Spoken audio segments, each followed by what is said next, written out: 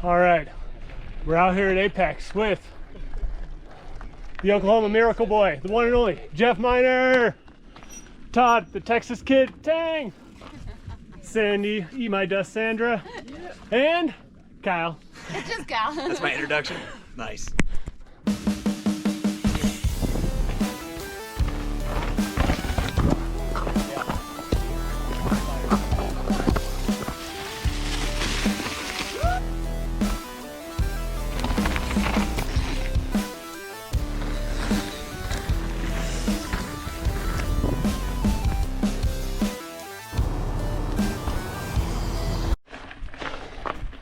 We're out here, old stomping grounds, Apex Trail, just trying to check out this sweet Pivot Switchblade, see how things get on, where we can go, what I like, what I don't like about it, get a good idea, and then we're gonna do a big ride off Kenosha Pass. Yeah. Yep.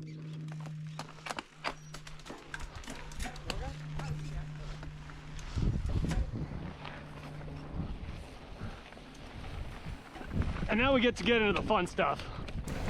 Pivot Switchblade. I know this bike is a bit old for a review, but I have a few friends that have gotten on it this year, and my buddy that runs a shop in Golden, Colorado said it's one of their best sellers. So it's obviously still something people are looking at. Jethro Miner.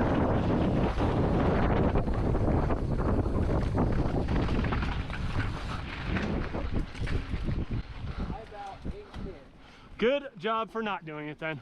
The bike I'm riding today is from Todd, and this thing is built out about as nice as possible. You have Fox factory suspension front and rear, including the X2 coil. The drivetrain is full SRAM XX transmission with brakes from Hayes and carbon DT Swiss XMC wheels wrapped in Maxxis rubber. It's definitely built out on the lighter side of things, even with the coiled rear shock. And I'm excited to check out the SRAM transmission almost as much as the bike itself. No worries, have fun. So what's the geo like? The reach is a pretty standard 470 or 475 millimeters for a size large. That is a number I can get behind, but a lot of newer bikes will be longer. The short 627 and 630 stack is helpful to keep the weight on the front wheel with a seat tube angle of 75.5 or 76 degrees. As I said, the head angle is on the steeper side of 66.5 or 66 degrees. With the super short 431 or 430 chainstays, that all adds up to a wheelbase of 1216 or 1215. The geometry lends itself to a more XC feeling and snappy ride. Yo! Yeah! Enduro lines! Riding the bike, it was a bit obvious what was different on some of the newer bikes I've ridden. And I'm sure the next generation is around the corner. Looking over this bike and some other bikes from 2020, it's funny how they were ahead on the mullet idea, but behind on size-specific rear center, seat tube, and head angle. Climbing, the seat angle was obvious, but while 66.5 or 66 head angle may not be where some other brands are or were, it's more dependent on what you're looking for, and the short chainstays add to a feeling of playfulness and agility.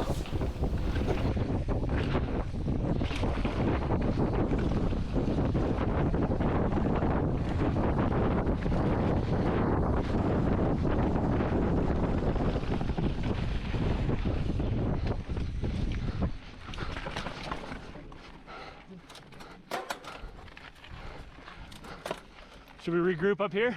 Yeah. Cool. Good job, Jeff. Climbing. I took this bike out for a rip at Apex Park in Golden, Colorado. This trail in the heat of summer tends to be extremely hard-packed with gravel as well as some more technical rocky moves. Last time I rode this trail, I was on the Trek Fuel EX, and it'll be good to see how they compare. It was immediately apparent the pivot was efficient. After bouncing around on the coil for a parking lot test, I was surprised how stiff the suspension felt when pedaling. This is great, as I knew I would be struggling to keep up with my sea-level lungs.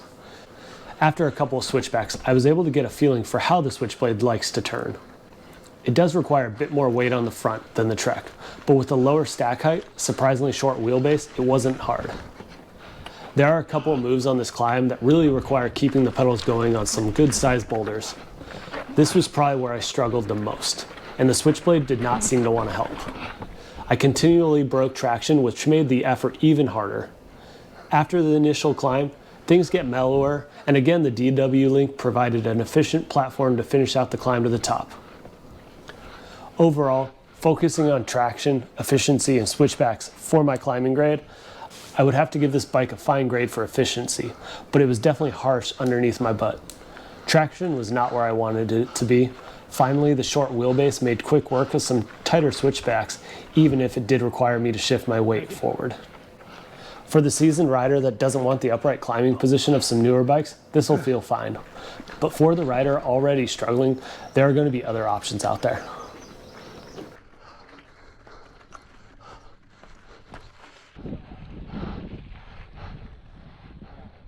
Hey everybody. Yeah, you get that dad strength.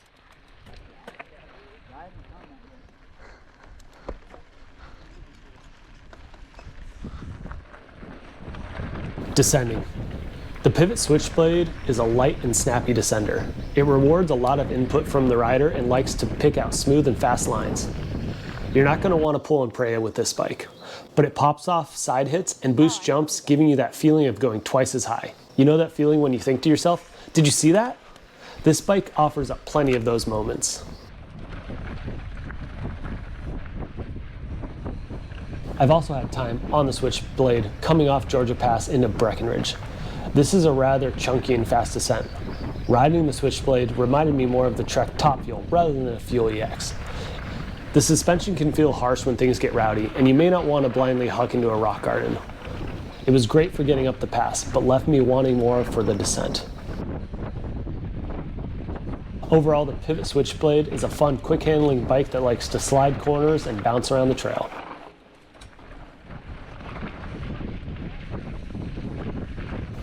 Who's this bike for? Trail riders looking for a snappy ride or XC racers that want more travel. I can definitely see this bike being good for long rides on terrain that is a bit mellower. Pivot's desert surroundings seem to come through with this bike. The stiff pedaling platform is quick out of the corners and loves ascending hard pack and rock. This is a bike that will require more from the rider on technical terrain, but if you want something that feels fast and goes when you stand on it, the Pivot Switchblade is your bike. Oh, look how armored it is.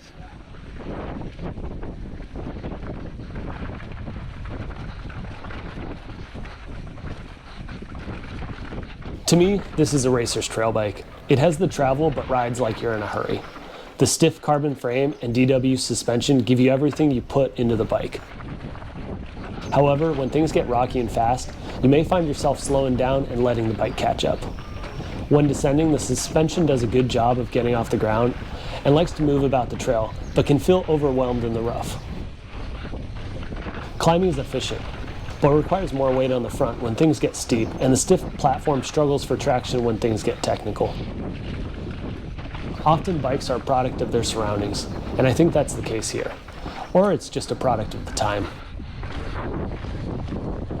Bikes continue to evolve, and I'm interested to see where Pivot goes with the next generation of the Switchblade.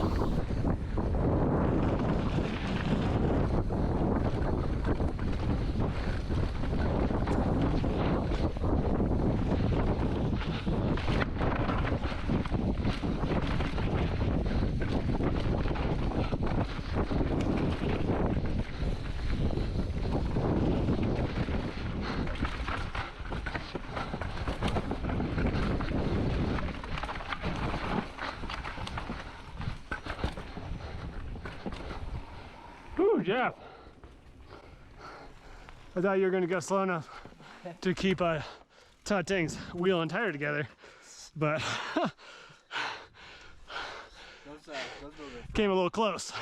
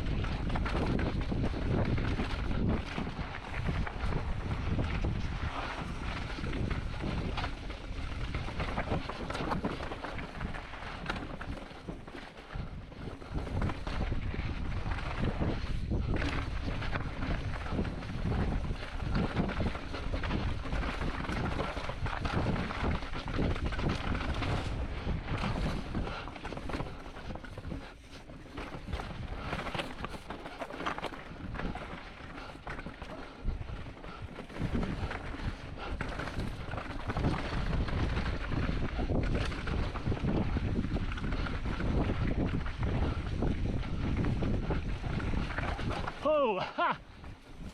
Yeah. Thank you.